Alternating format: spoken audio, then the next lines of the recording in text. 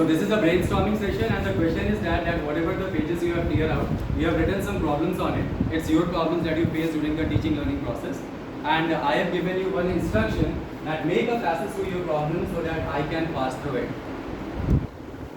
ये एक तरह का ब्रेनस्टॉर्मिंग है जो आपको करना है, सोचना है कि क्या कर सकते हैं।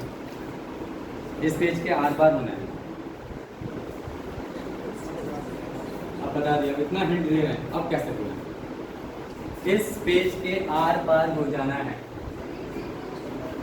ना? हाँ ठीक है, very good ma'am.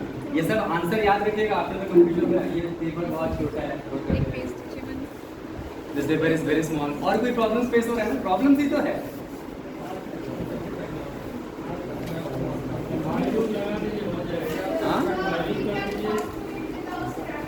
Ma'am no theoretical knowledge, only practical. Critical thinking, exactly. Critical thinking. Make that page translucent by applying oil. Sir, only the images will pass through it. You have to pass through it. Make all. Oh yeah, you can. Please, yes, please. You can do this. बहुत बढ़िया है, आप लोग एकदम सही जा रहे हैं ma'am. Hit and trial method बहुत अच्छा जा रहे हैं, बस थोड़ा और सोचिए। How to pass through. Very nice, very nice. All of you doing the good job. हाँ, बस पार होके दिखाना है।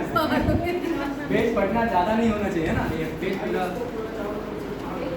प्रॉब्लम्स आपके सराउंडेड रहेंगे। याद कर रहे हैं मेरे लिए? थोड़ा और अच्छे से नहीं, आपको कुछ नहीं है।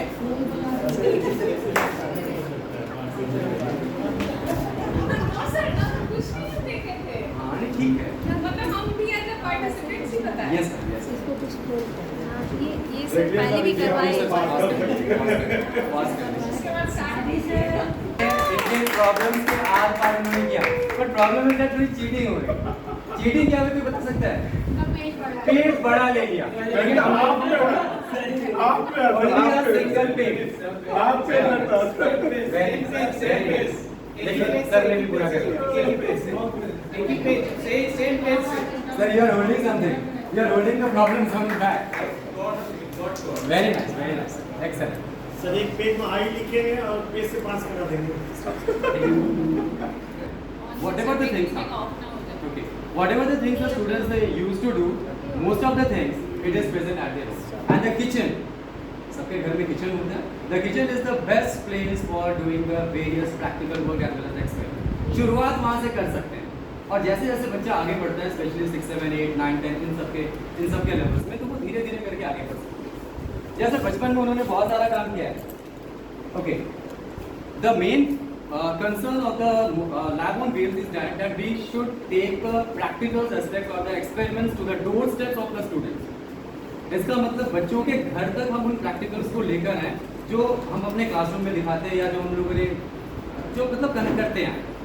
अगर बच्चा को सामने वो चीज़ चला गया और वो खुद से कर सकता है without the help of the teacher, तो इसका मतलब है कि वो साइंस ठीक से पढ़ रहा है और साइंस का कंसेप्ट को धीरे धीरे समझ।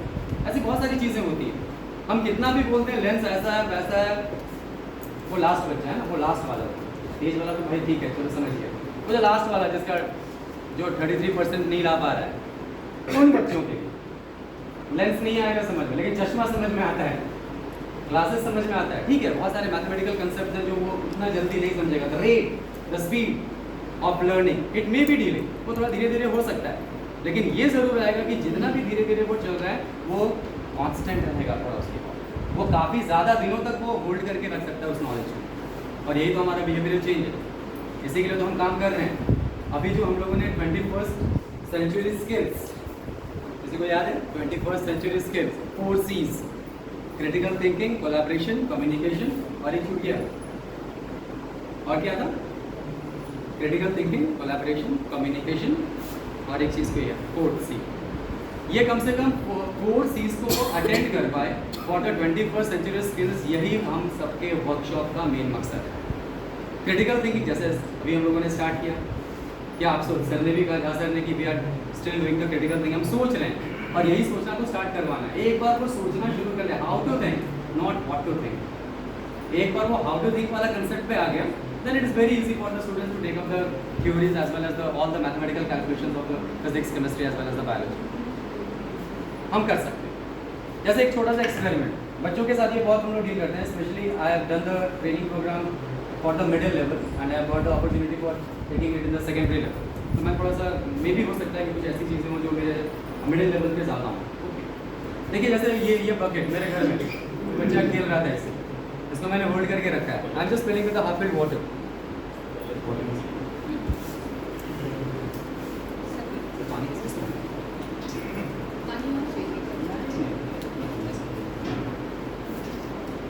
इसको रोटेट करेंगे, होगा? गिरेगा या नहीं? नहीं, मैं गिरा तो फिर आ जाएगा। देखिए आप लोगों ने देख लिया कि मैम पहले ही हट गई, मतलब उनके साइंस की थ्योरी पे या प्रैक्टिकल्स पे विश्वास नहीं है। फिजिक्स में तो मालूम है भाई। एक बार ट्राई करें। Now you can close the fan. Now please you can close the fan. नहीं, मेरे हाथ बहुत छोटे हैं। यहाँ वाला ये दो फैन बंद हो। इसमें now you can see that I have taken a half filled water. मैंने लिया है, हो सकता है थोड़ा सा गिरे और थोड़ा कम कर देंगे, नहीं ठीक है रहने दो इसमें। और छोटा ट्राई नहीं, ज़्यादा छोटा कर तो फिर गिर जाएगा। इतना नहीं पहुँचा, रेडियस ठीक है ना? चलिए बेटा, मैम बैठ जाइए। छोटे करना हो स्पीड मेंटेन बाहर जाके करना पड़ेगा। बाहर जाइए। Now you can able to see that the water which is filling in this water, it is not able to fall down. तो बच्चे खुश होंगे या नहीं होंगे? क्या एक बूंद भी गिरा? लेकिन पानी है, तो ट्राई करते हैं एक बार, पानी है कि नहीं? प्लीज सर एक वीडियोस में यहाँ पर ना कि पानी यहाँ गिरा रहा हूँ, इतना पानी और एक बूंद भी नहीं गिरा। सो बच्चों को ये जब तक भरोसा नहीं होगा कि जो नॉलेज हम उनको पढ़ा रहे हैं वो एक्चुअली काम करता है कि नहीं, भरोसा नहीं है। तो फिजिक्स के कौन से लॉ से ऐसा होगा? Simple, very nice. सेंट्रीफ्यूगल और सेंट्रीफ्यूगल फोर्स जब आप उनको समझाते हैं तो ये वाला बहुत सिंपल एक्टिविटी है। 11 और सर 8 9 10 है, 9th में भी है थोड़ा सा करके। तो ये बहुत ही सिंपल एक्टिविटीज जिसमें मैम भी भरोसा नहीं किए थे, मैम हाथ जोड़ के हटिए सर को लग चुका है। तो बच्चों को भरोसा दिलाना और भरोसा जीतना दोनों ही बहुत ही इंपॉर्टेंट काम है और साइंस की मदद से हम ऐसा काम कर सकते हैं। Okay, so moving forward to the next activity. ऐसे बहुत सारी एक्टिविटीज हैं हमारे पास इन द क्लास 9 में हम लोगों को एक लॉज ऑफ मोशन वाला जो चैप्टर्स है एंड वहाँ पर हम लोग inertia first law of motion, second law of motion, correct me if I am wrong, physics में जो है वो बोलते रहेंगे क्योंकि मैं केमिस्ट्री का हूँ, अगर ये गलती होगा तो मुझे थोड़ा रोकना है, ठीक है? तो हम लोगों ने ये पढ़ा था कि द बॉडी, फर्स्ट लॉ के बारे में, the body is in motion will continue in motion और the body is in rest will continue in rest until and unless an external force applies on it. Unbalance को ऐसा yes. देखिए this is an apple, एक apple है और इसका use कर रहा हूँ मैं नाइफ का, यहाँ पे हाँ नाइफ मैंने इसके अंदर लगा दिया। अब मैं नाइफ को मारूंगा तो एप्पल नीचे ऊपर जाना चाहिए। पर बच्चों से जब आप पूछेंगे तो they will speak that it will fall down. तो क्या करते हैं देखते हैं। अब हम लोग इसको थोड़ा फोर्स किया, मैं Apple is in the rest position, ये दोनों भी रेस्ट में, अब मैं एक्सटर्नल फोर्स कहीं से लगा रहा हूँ।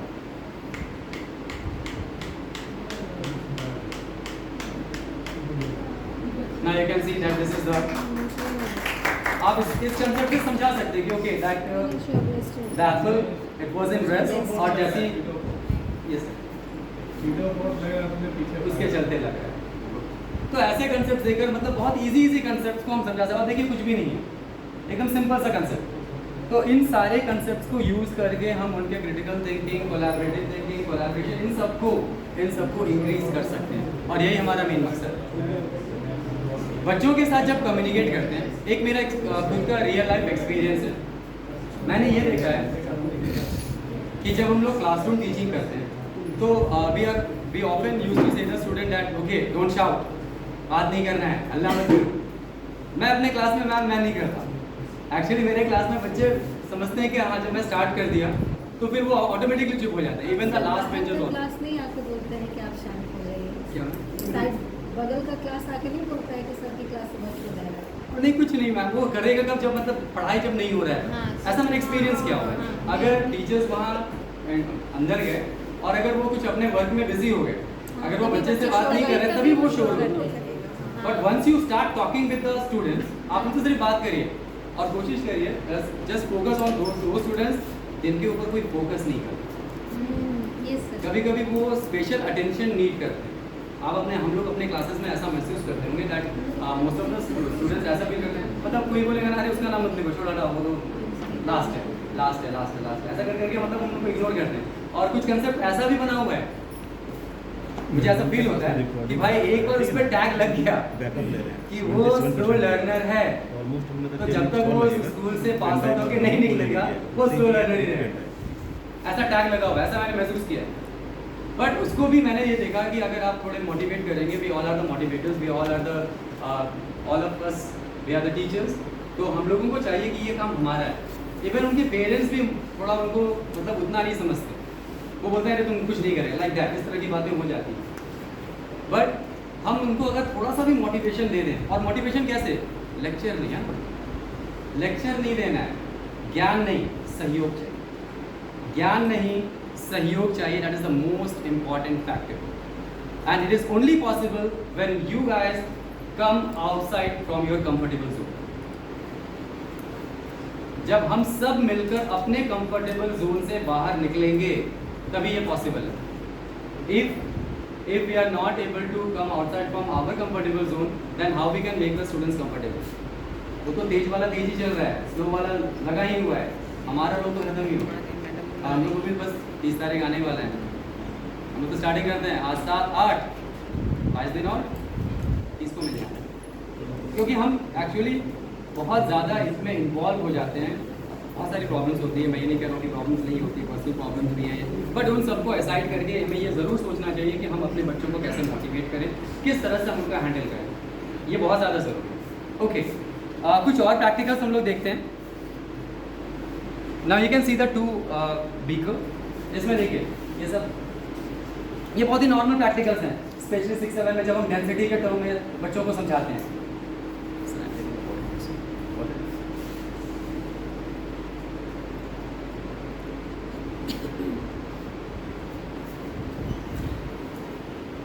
Now you can see this beaker filled with the water.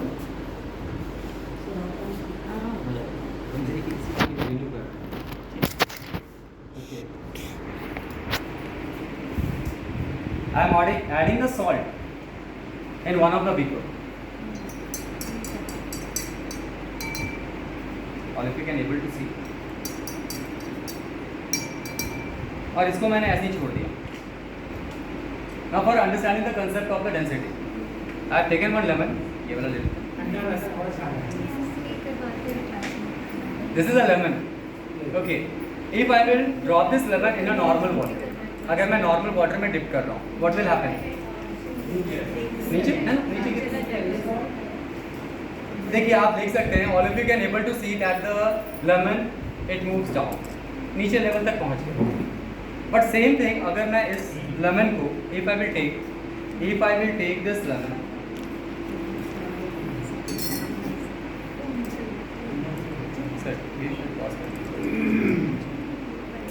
if I will put this lemon in a salty water,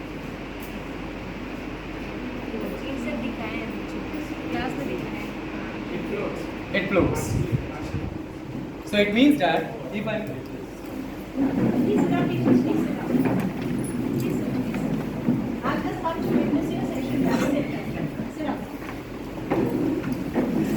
So you can able to see that what is the difference between the normal water and the salty water.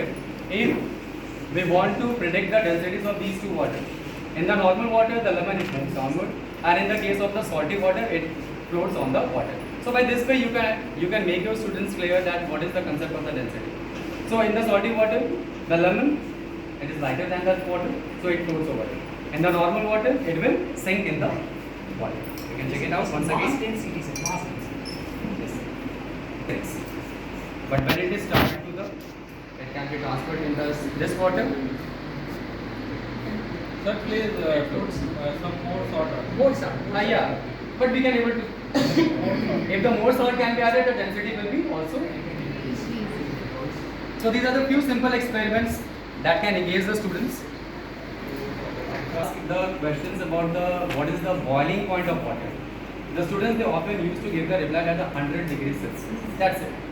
But make sure that the 100 degrees Celsius, it should be followed with the at atmospheric pressure. ये वाली चीज़ें हम कहीं miss करते हैं या students miss करते हैं. हम लोग तो बोल देते हैं but they don't think about that atmospheric pressure is also one of the cause that can make the boiling point. It means to define. So here we can do the activity in order to show that if the atmospheric pressure is less, the boiling point may be low. The boiling should not be confused with the heating. The boiling doesn't require heating. Boiling करने के लिए heat करना कोई ज़रूरी नहीं है. बच्चों को ये बताने की ज़रूरत है. जैसे बच्चे नॉर्मली अपने घर में क्या देखते हैं कि भाई मम्मी ने पानी गर्म किया गैस के ऊपर, इट स्टार्ट्स बॉइलिंग. तो उनके मन में ये कंसेप्ट चल गया है कि okay, if the boiling is going on, if the heating is going on, then only the boiling will take place. Evaporation and boiling में हम लोग कभी कभी अंतर देखते हैं. And all of us we know that the evaporation occurs at any temperature, but the boiling it requires a fixed temperature. तो यहाँ पर देखिए syringe, this is a syringe. इस syringe में अगर मैं पानी भरता हूँ,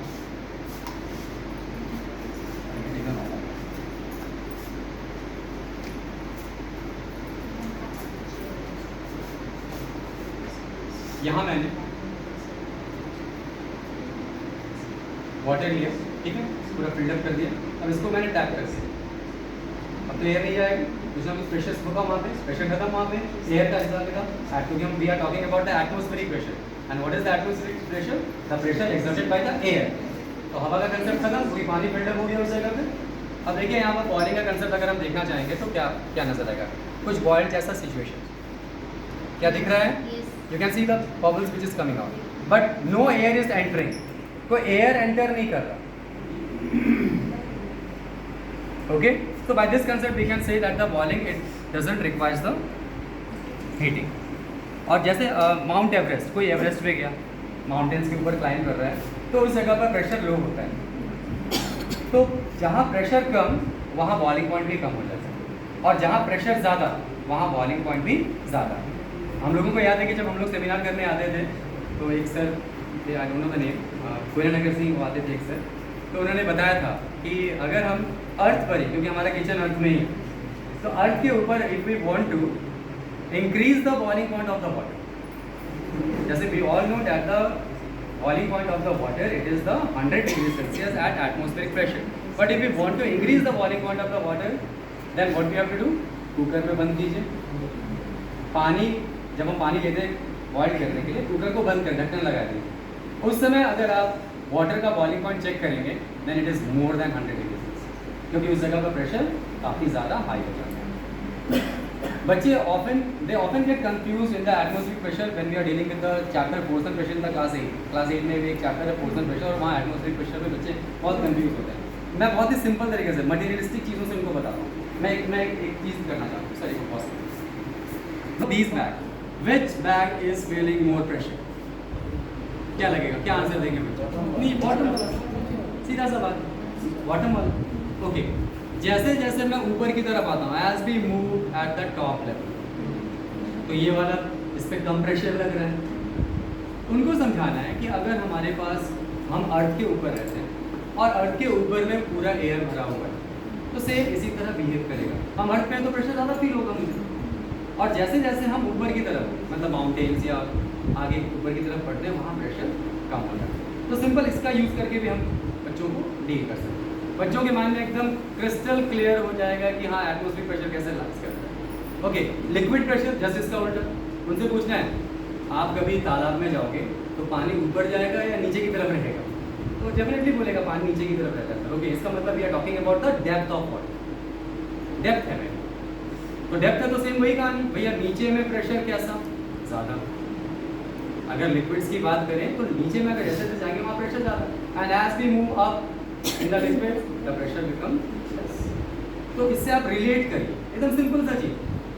अगर हम ऐसा रिलेट करके बच्चों को देंगे तो उनके कंसेप्ट जो होंगे वो अच्छे से ऊपर से आपने उसको क्लोज कर दिया। Close कर दिया। तो प्रेशर तो नहीं जो डिसॉल्व एयर है वो कहाँ रहा?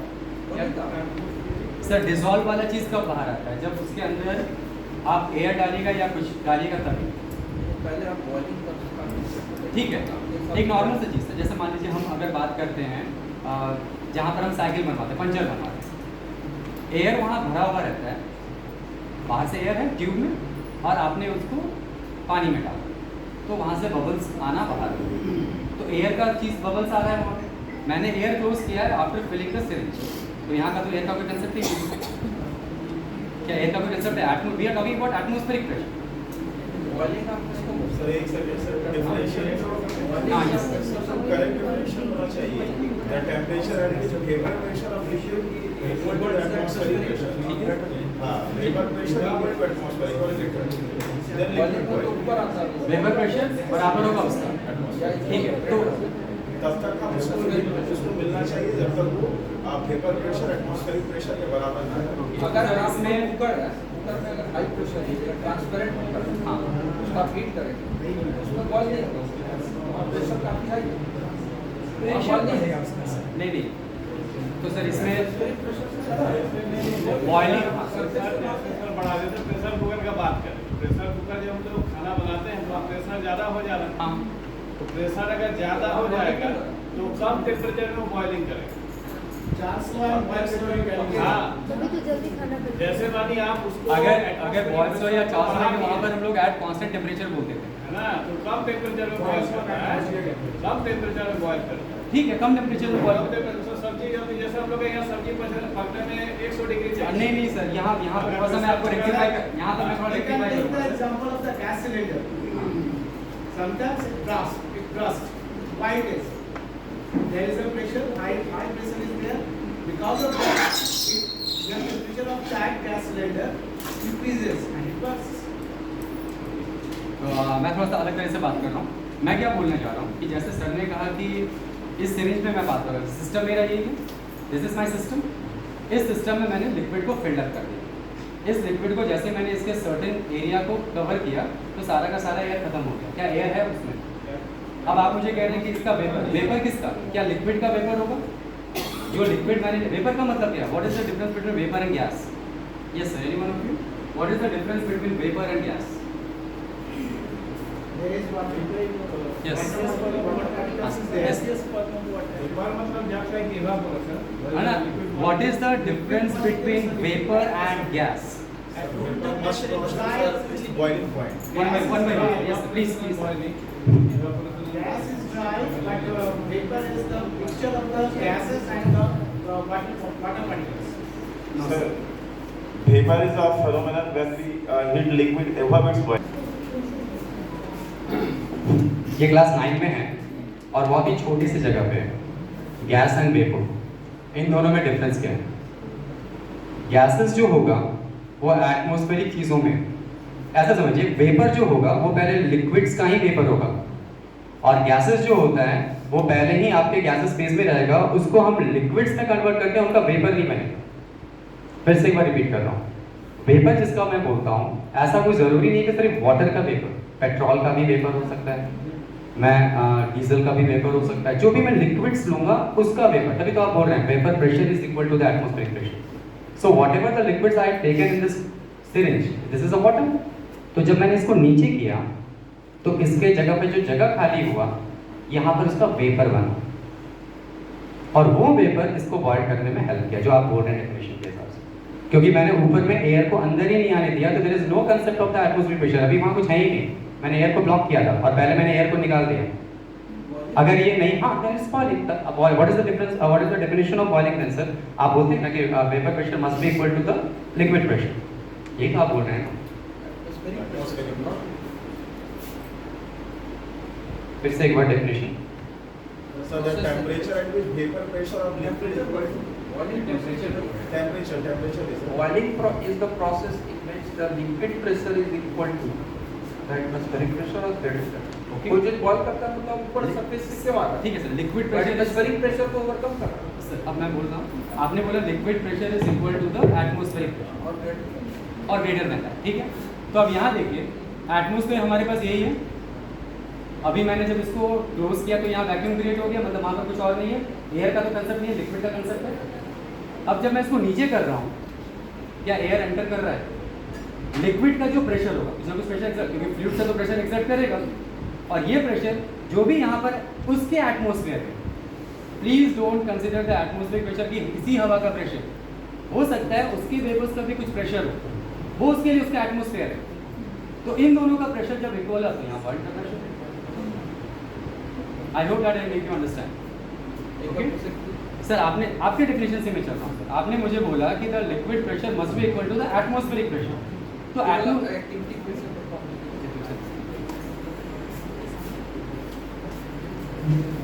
लास्ट तक मैं बंद कर रहा हूँ, निकाल रहा हूँ पानी।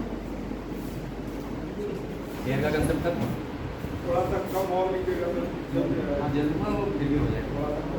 आलू दबाए सर, अब मैं यहाँ बंद कर रहा हूँ, हवा का कॉन्टैक्ट खत्म। अब आप मतलब बराबर हो चाहिए या ज़्यादा होना चाहिए तो लिक्विड, और अब उसका एटमॉस्फेयर गायब। अभी तो अब ये था, उस होल्स के थ्रू मिल रहा था, अभी इसका एटमॉस्फेयर। अब मैं इसका एटमॉस्फेयर क्रिएट कर रहा हूँ। क्या ऊपर में जगह कम हो रहा है? Then this is a boiling process, मतलब ज़रूर बराबर हुआ है क्या इक्वल है सर?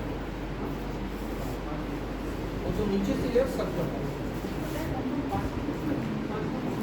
अगर नीचे से एयर सक करता तो जब हम सिरिंज में दवाई भरते हैं, बॉइलिंग चाहिए नहीं, इवापोरेशन चाहिए। इसको बॉइलिंग कहेंगे sir. Boiling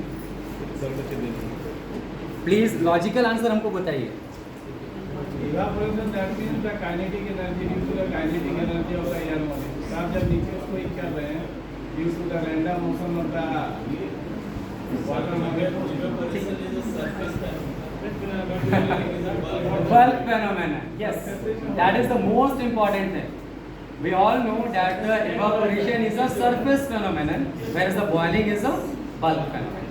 So by this experiment, we can easily predict, easily make our students clear that how the boiling and the heating is. फिर जैसे होगा उसको समझाते हैं हम लोग। और sir please liquefied petroleum gas. That means it is not already liquid, it was in gaseous form, it is being made liquid. So the word is liquefied. तो liquefy हम लोग कैसे किए हैं उसको? गैस को liquefy करने के लिए प्रेशर को इंक्रीज कराया गया। जो सिलेंडर रहता है वो कम स्पेस में रहता है, उस स्पेस में उसको रखने के लिए कम स्पेस होगा, यानी कि प्रेशर इंक्रीज होगा।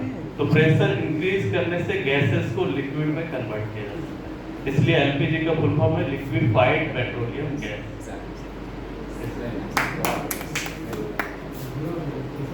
So by this few experiments, और भी हम लोग कुछ एक्सपेरिमेंट्स कर रहे हैं। In the class 7 there is a, थोड़ा केमिस्ट्री में भी चले, फिजिक्स करते करते केमिस्ट्री में। एक क्वेश्चन जैसे हम लोग बच्चों को पढ़ाया कि डेप्थ में जैसे हम लोग जाते हैं प्रेशर कम होता है, लिक्विड हाँ लिक्विड में डेप्थ में जाते हैं प्रेशर कम होता है, और फिर हम लोग ये भी पढ़ाते हैं कि प्रेशर बढ़ता है, प्रेशर बढ़ता है। और जब हम लोग ये भी पढ़ाए हैं कि जब पूर्णिमा अमावस्या होता है तो चंद्रमा जब नजदीक आता है ग्रेविटेशन, तो पानी को वो खींचता है। हाँ। तो उस सिचुएशन में क्या होगा? सर ये तो ग्रेविटेशन वाला जो आप universal law of gravitation. Pressure में क्या असर पड़ेगा? प्रेशर ऊपर ज्यादा होगा कि नीचे ज्यादा? Anyone from the physics who is taking the classes of the class 10 and 12, please come here in order to give the answer. Yes, sir. जब चंद्रमा नजदीक आ गया और सूर्य को जब उसने खींचा अपनी तरफ, तो कर लीजिए, मतलब इसको रिकॉर्ड कीजिए, यहाँ से लीजिए, नहीं तो आएगा नहीं। Paper cup. As you can able to see that I have taken the water. देखा सबको? In a water cup. और ये एक empty cup है। सबसे पहले एक एम्प्टी पेपर, इसका क्या रिजल्ट होता है एंड आप देख सकते हैं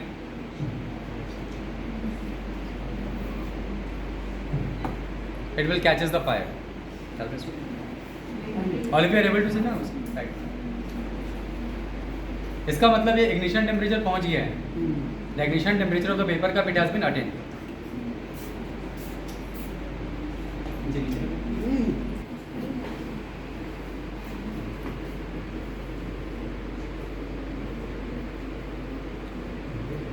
तो पेपर कप में आग नहीं लगेगा. It is because of the heat so transferred to the paper cup, it get absorbed by the water. Temperature it will not be attained. Class 8 में हमारे पास एक चैप्टर है combustion and in which we have to. तो ये बहुत ही simple activity है. अगर हम लोग कैंडल और ये सब जाली वाली लाके भी काम कर लें तो बहुत जल्दी इजी वे में ईजिली अवेलेबल मटेरियल से जितना कंसेप्ट हम क्लियर कर सकते हैं, that is the most essential thing. That is the main focus of the lab on wheels. देखिए अभी तक आग नहीं पकड़ा. वो चलिए कोई बात नहीं. ओके, यहाँ पर एक दो चीज़ें और भी हैं, मेरे पास वो अभी है नहीं. बट आप ये चीज़ देखिए, एक्चुअली जब हम लोग फ्लेम्स पढ़ाते हैं बच्चों को तो हम लोग ये बताते हैं the outer most zone, the middle zone and the inner most zone. Outer most zone सबसे हॉटेस्ट जोन होता है, that is the non luminous zone. इसका मतलब अब घर में हम बच्चों को बोलते हैं कनेक्ट होने के लिए, उनको अगर कभी घर में अगरबत्ती जलाना हो या मोमबत्ती जलाना हो तो वो क्या करेंगे ना, इस तरह जलाकर और यहाँ टच करेंगे. ऐसा हम लोग भी करते हैं, isn't it? Yes, या ऐसे करके हम लोग अभी चेक करते हैं. तो उनको अगर ये कंसेप्ट दे दिया जाए कि बाबू देखो यार टॉप मोस्ट में अगर ये स्टिल रहे, थोड़ा सा हवा ना आए, तो आप इस ऊपर में अगर रखेंगे तो बहुत जल्दी आग पकड़ेगा. और हाँ, और इनर मोस्ट जोन थोड़ा ठंडा होता है, मतलब लीस्ट हॉट. ये नहीं बोलना है कि कोल्डेस्ट जोन, तो थोड़ा सा प्रॉब्लम हो जाएगा. तो बोलते हैं सर मतलब इसका मतलब बाहर में हाथ रखेंगे तो जल्दी चलेगा और थोड़ा अंदर करेंगे तो थोड़ा कम चलेगा. तो कम चलेगा, अंदर करेंगे तो थोड़ा कम चलेगा. ठीक है. और जैसे अगर हमारा हाथ ऊपर रहता तो ज़्यादा चलेगा. तो ऐसे भी करके हम बच्चों को थोड़ा मोटिवेट कर सकते हैं कि साइंस में हम किस तरह अडॉप्ट कर सकते हैं. फिजिक्स में भी वो काम है, केमिस्ट्री में भी ये काम है, बायोलॉजी में भी डेंसिटी का काम है. तो मैं यहाँ कुछ एक दो एक्सपेरिमेंट्स करते हैं हम. हनी मैंने लिया हुआ है. इस हनी को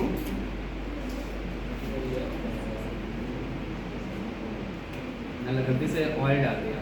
चलिए इसमें हटाते हैं, इसमें लेते हैं, इसका यूज़ करते हैं. ओके, इसमें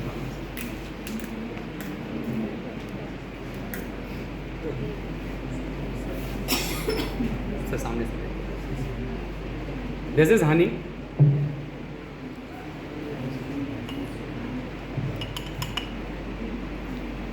ओके, सर फूड कलर थोड़ा खोलिएगा ना.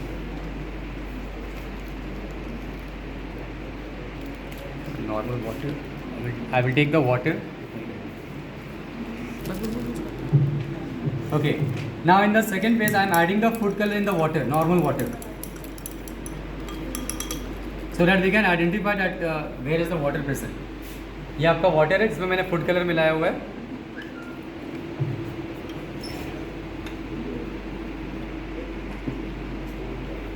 Now I will add oil.